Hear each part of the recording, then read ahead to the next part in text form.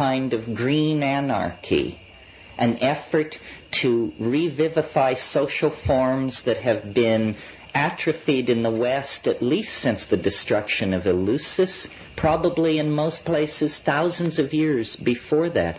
This is our last chance. I have done the best I could in terms of trying to sift through all these options and, as a communicator, offer the best way out. And, I could only do my best. And so that's what you get. I can't preach scientism because I don't believe in it. I can't preach Buddhism because I can't understand it.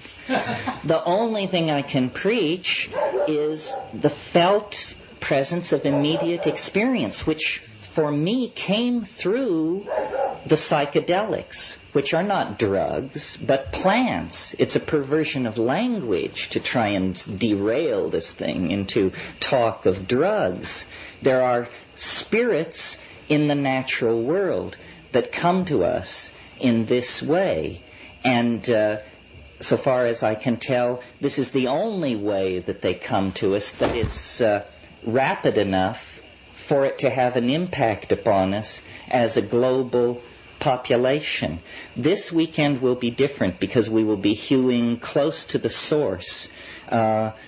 Nicole is a priceless repository of information, more even than she knows. If I could declare her a national treasure, I would. The number, who knows what this woman knows? Who knows how much human suffering, the alleviation of how much anxiety lies in the hands of perhaps half a dozen people of Nicole's caliber who have paid their dues in these jungles. This information is flowing through our fingers and disappearing. In another 30 years, it will be all gone. Every time I go to the Amazon, I can feel the way in which it's slipping away. When my brother and I go off looking for these unusual hallucinogens, often we have the experience where when we finally find the person who claims they know what we're after, the line goes like this: well, I've never taken it, but as a child I remember seeing my grandfather prepare it, and I think I can do it. If it weren't for us standing there asking that it be done, it would never have even risen into the gentleman's mind as a possibility. This is the knife edge upon which this knowledge is poised. If it can be saved, it gives me hope that we can be saved. If we can't save this kind of knowledge, we cannot save ourselves, because this kind of knowledge is ourselves. Culture is a garment which you put on. Medical systems are pieces of jewelry which you wrap around your throat or neck. Religious ideals are like objects which you push through pierced nostrils and earlobes. If we cannot come to terms with that which allows us to give birth with ease, to die with dignity, and to live in health, then what kind of a future do we have? No future at all. So this is not a meeting of obscurantists or enthusiasts for some private vista of transcendence.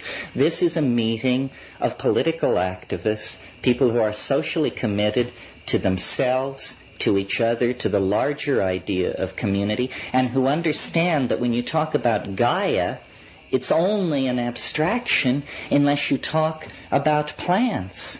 The division between the masculine and the feminine is only trivially a difference between men and women. It is fundamentally a division between plants and animals. Plants are the enveloping feminine matrix of control and refurbishment. Animals are something invented by plants to move seeds around. An extremely yang solution to a peculiar problem which they faced. So the archaic revival, if it means anything, it means reconnecting the Gaian mind, which is a vegetable mind, a feminine, enfolding, boundary-dissolving, planetary mind that is not an abstraction, not a stereotype, not something used to create hortatory propaganda, but a living, breathing reality, a reality which is the only thing which stands between us and Armageddon.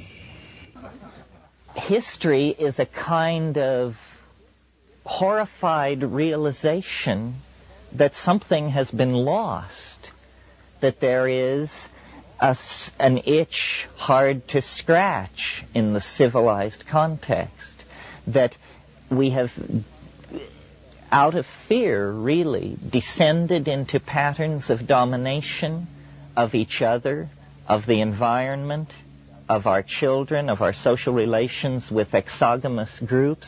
We have descended into a dominator pattern that is basically based on clutching, on fear.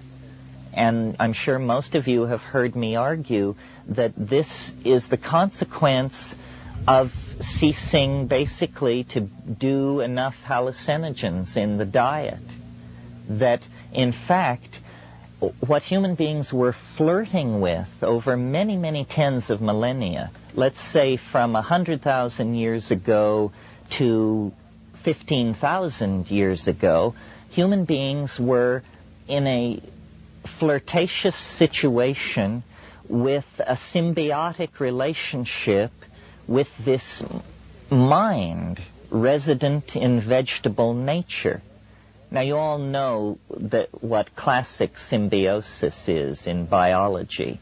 It's where, let's take the example of the little fish who lives in the sea anemone, and big fish don't bother it. It gains protection. The sea anemone gains access to larger prey, which come to investigate the little fish.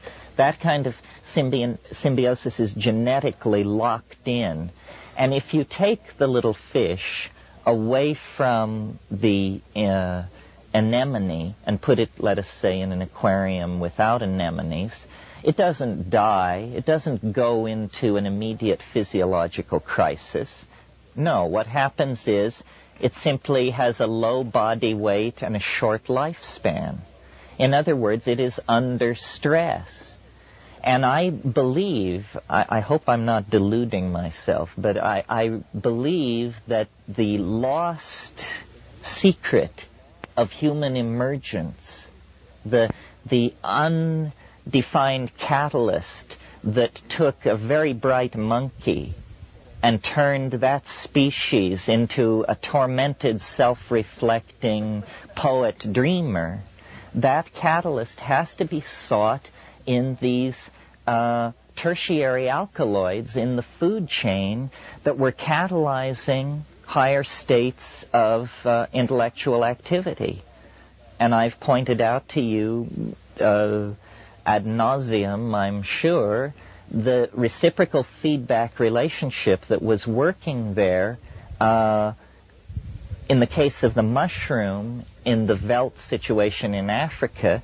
It was promoting at low doses visual acuity, which was feeding back into the hunting and gathering process, making those animals with this increased visual acuity more adaptively successful, hence more reproductively successful, hence they're outbreeding their competitors.